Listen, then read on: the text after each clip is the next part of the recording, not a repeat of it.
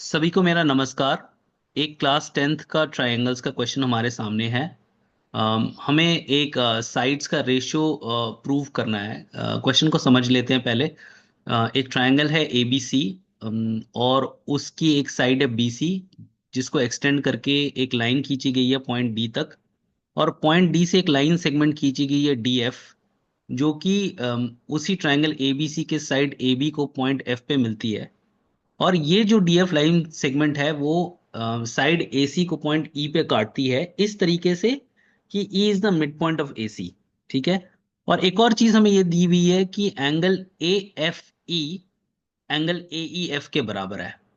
तो आप थोड़ा सा टाइम लीजिए और फिगर को समझ लीजिए, और फिर हमसे एक चीज पूछी गई है सवाल में कि अब हमें प्रूव करना है कि B D upon C D is equal to B F upon CE है।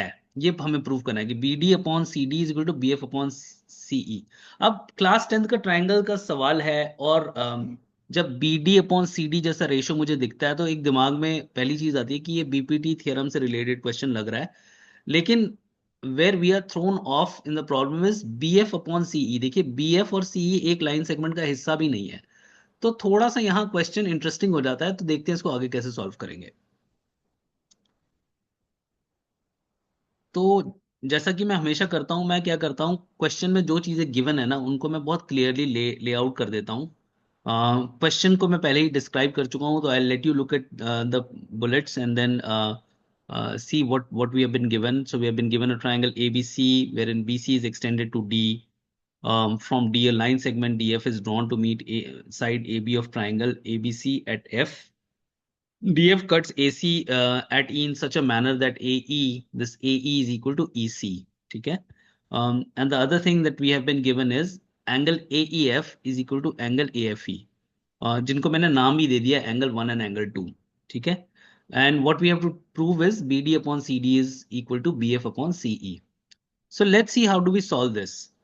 सो एज आई सेड कि जब बी सी अपॉन, मतलब पीछे जाते हैं एक और बार देख लेते हैं, B D upon C D है, राइट.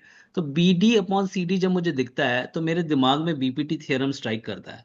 बट जब मैं right hand side of the proof देखता हूँ बी एफ अपॉन सी, वो तो डायरेक्ट कोई रिलेशनशिप नहीं है, तो कैसे प्रूफ करेंगे. तो देखिए सोल्यूशन में मैंने क्या किया, जब मैंने इसको सॉल्व किया तो मैंने क्या किया, मैंने कंस्ट्रक्शन करी, मैंने एक लाइन बनाई from point C which is parallel to DF and meets the side AB of triangle ABC at Y. ये देखिए ऐसे दिखती है कंस्ट्रक्शन. अब देखिए मैं क्वेश्चन को कैसे सॉल्व करता हूं. सबसे पहले मैं ट्रायंगल लेता हूं, ट्रायंगल बी डी एफ, और इसमें बीपीटी थ्योरम लगाता हूं.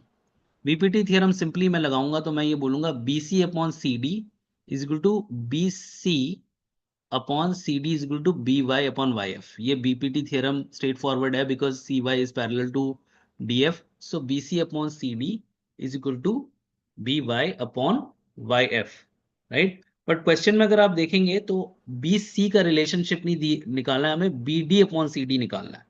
तो मैं क्या करूंगा, मैं ये जो बीपीटी से मैंने एक जो रेशियो इक्वल निकाला उसमें मैं दोनों इक्वेशंस किस में +1 कर दूंगा.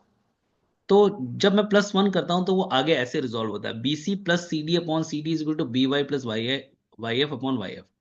तो आप देखेंगे एक बड़ा अच्छा रेशियो मेरे पास आ गया, B D upon C D. ये तो हमें हमें प्रूफ में ही करना है B D upon C D. तो मेरा लेफ्ट हैंड साइड रेशियो का तो वो साइड्स आ गई जिनका मुझे रेशियो प्रूफ करना है. और राइट हैंड साइड में भी बी एफ तो आ ही गया. तो अब एसेंशियली मुझे क्या करना है, अगर मैं इस वाई एफ को सीई के बराबर प्रूफ कर दूं तो मेरा क्वेश्चन सॉल्व हो जाएगा. देखते हैं वो कैसे करेंगे. उसके लिए मैं इसी फिगर में एक दूसरी ट्रायंगल लेता हूं, ट्रायंगल ए वाई सी. ये बड़ा वाला ट्रायंगल, ये छोटा वाला ट्रायंगल देखिए ए वाई सी. इसमें मैं बीपीटी थ्योरम अगर लगाऊंगा, क्योंकि इसमें देखिए जो सी वाई है वो ई एफ के पैरेलल है, तो A F upon Y F is equal to A E upon CE. ठीक है. यहां पे मेरा सारा फोकस है कि इस वाई एफ को सीई के बराबर प्रूव कर दूं, राइट.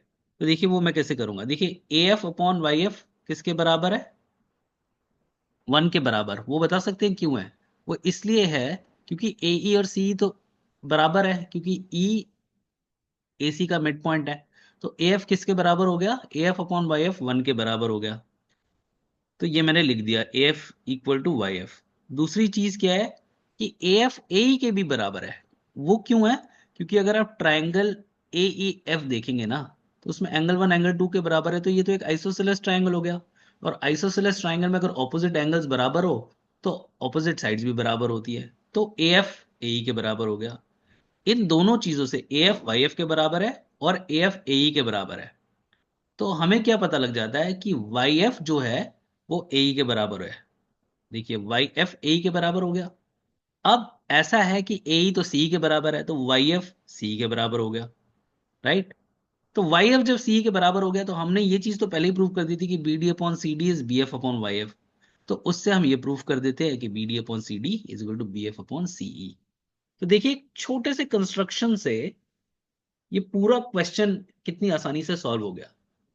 इसलिए जब भी बीपीटी थ्योरम से रिलेटेड क्वेश्चंस आए और अगर स्ट्रेट फॉरवर्ड ना हो, तो हमेशा सोचिए कि क्या कोई कंस्ट्रक्शन आपकी मदद कर सकता है, specially constructing a line segment parallel to one of the lines in the figure.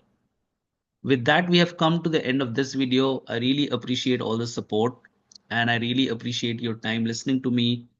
If you like my videos, do like them, do subscribe to my channel. But if you find that there is some feedback that you want to give to me, I would be more than happy to listen to your feedback and in due course incorporate your feedback also. We are all here to learn together. So thank you for supporting me. Thank you.